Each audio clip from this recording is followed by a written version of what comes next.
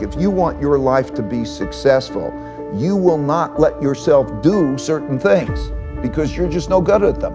Once you get that picture down, then you can find the paths wherever the paths are. You're open-minded. The Holy Grail of investing. It's 3 pages long, and it explains basically this important thing, because when that epiphany happened to me and how I would do it, it changed everything. And it's so important for the average person who's listening. And let me explain why that is. Because the average person who's listening, too many people, think that they can go into this very difficult zero-sum game of betting against the consensus and be right. You know what I mean? In other words, investor says, I'm going to go in the markets, I'm going to make money. Betting against the consensus and be right. Right, because the consensus is built into the price. Okay. Okay? That's what's the, so think of it as like going to a horse race and there's handicaps. Okay? You're not going to pick the best horse and you're not going to pick the best company. A terrible company can be a better investment than a terrific company. A terrible company could be a better investment, just like the terrible horse can be a better investment, because the odds that are changing, like you go into that becomes the long shot. But because the long shot is going to pay off 25 to 1, right? If he comes in, you could just as likely bet on the long shot as the leader. And it's going to be equally likely that you're going to make money, right? Otherwise the market would be doing the opposite. Well, the market is like that, right? In other words, if everybody believes that something's going to be terrific, okay, then everybody's betting on it and its price is high.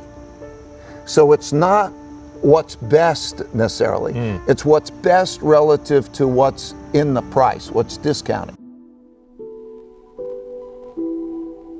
You know, everybody crashes, and then you're faced with that crash. And you either have an epiphany or you don't.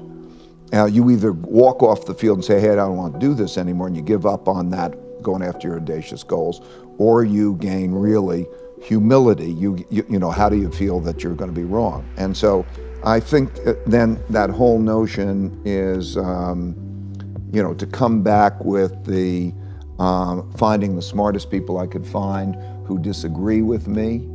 Also, I'm in the investment management business that you have to bet against the consensus. Otherwise you can't make money because it's in the price. And you have to bet against the consensus and be right. Or as an entrepreneur, I'm an entrepreneur. I had to bet against the consensus and be right. And so to gain that humility was the thing. So you either get off the field or you learn, right?